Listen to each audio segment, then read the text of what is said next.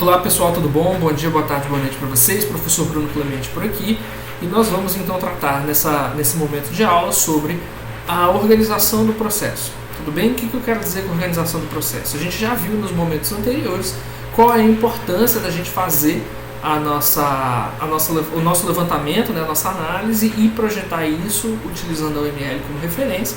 Tá? Porém, a gente precisa entender também que uma parte que entra é o como será feito o processo de desenvolvimento. Eu vou compartilhar com vocês esse pedaço, a gente não se estende demais nele, por quê?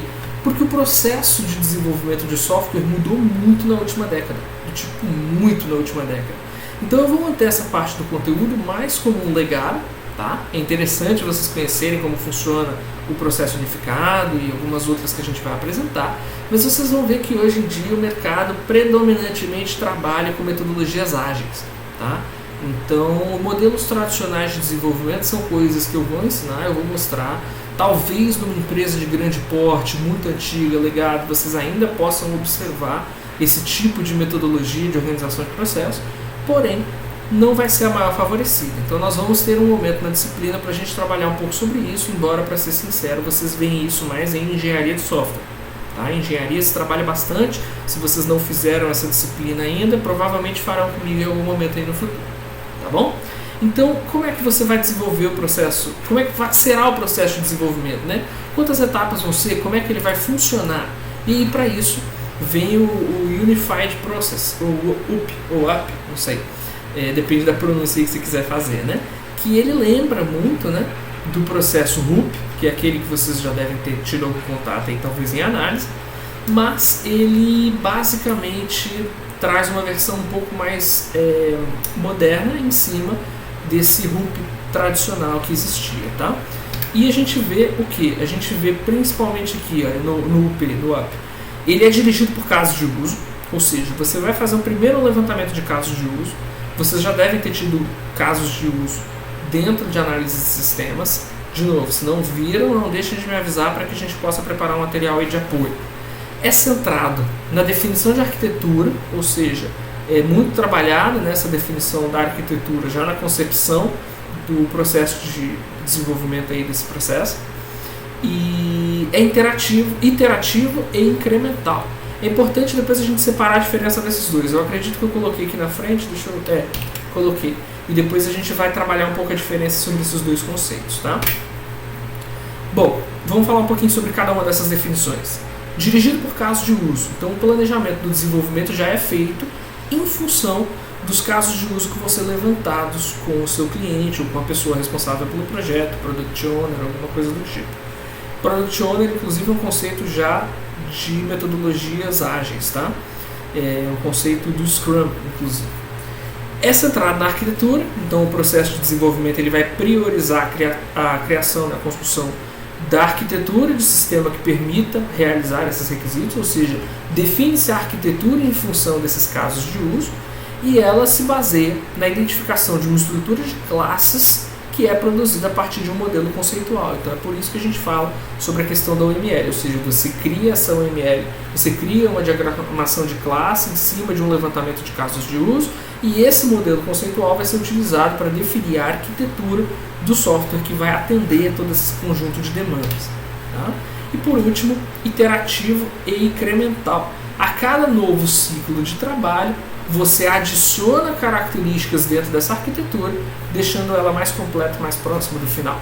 Beleza? Ou seja, é como você fazer ali de dentro para fora uma cebola. Tá? Então você começa ali com o centro, adiciona uma camada, adiciona outra camada, adiciona outra camada, adiciona outra camada, e até você ter uma cebola pronta, vamos dizer assim. Ou seja, você vai colocando coisas. Mas uma coisa importante aqui do nosso iterativo incremental é que nós precisamos que isso seja sempre feito de uma forma onde essa nova peça adicionada não quebre o que já está feito, né? Então você precisa fazer um desenvolvimento de uma forma que você vai avançando, você vai melhorando sem quebrar o que já existia, tá bom?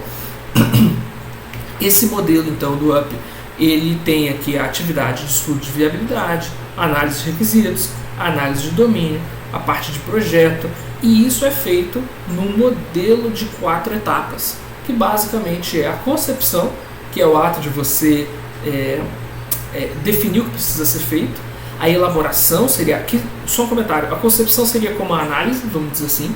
A elaboração seria o projeto, ou seja, eu vou pegar os dados levantados na análise e eu vou projetar essa arquitetura necessária para comportar esse sistema. A construção, que tem como objetivo implementar o que foi feito aqui na nossa elaboração. E por último, a transição, que é o processo de fazer essa implantação no servidor do cliente, por exemplo, ou disponibilizar isso para o cliente de alguma forma, e também fazer a parte de treinamento, a parte de adequação, para que a pessoa consiga utilizar aquele sistema seja completamente operacional. Tudo bem? Então, basicamente, a gente fecha com isso, essa definição aí aqui, basicamente, eu estou trazendo, explicando um pouco melhor os passos que eu acabei de mencionar. Esse material vai ficar disponível com vocês, mas de qualquer forma, eu vou deixar aqui um pouquinho em cada um desses aqui na tela, para que vocês possam pausar o vídeo e fazer uma leitura. Mas de qualquer forma, o que eu coloquei escrito é o que eu já apresentei por texto para vocês, tá bom? Então aqui, olha, nós estamos trazendo alguns detalhamentos de como é que isso aqui funciona, de todas essas etapas, como eu mencionei aqui, a transição, também conhecida como implantação, eu usei esse termo agora há pouco, instalação do sistema e migração dos dados. Então, tudo isso aí foram coisas que eu já mencionei para vocês. E aqui, por final, a gente tem um modelinho padrão, uma imagem padrão do fluxo de trabalho, onde basicamente essas ondas, elas representam para cada tipo de atividade, aonde elas estão mais concentradas nesse modelo de 4 fases. Tá? Então você pode observar aqui que existe algo cíclico. Por exemplo, a modelagem de negócios ela tem um peso muito maior na etapa de concepção, ainda uma relevância aqui na elaboração, e depois a contribuição dela diminui significativamente, porque depois que você fez a modelagem de negócio, você não vai ficar mexendo com isso na etapa de transição. Quer dizer, você espera que nesse ponto a parte de negócios já está muito bem consolidada. Não é o tipo de coisa que você vai precisar ficar vendo e revendo. A ideia é que você faça um bom levantamento para garantir que as alterações elas sejam uma sintonia fina e não efetivamente uma alteração completa da tua arquitetura de sistema. Tá? E aqui embaixo a gente pode observar que nós temos ciclos, olha, de 1 até N. Então essa etapa pode continuar se desenvolvendo aí à medida que o tempo for passando. Tá bom?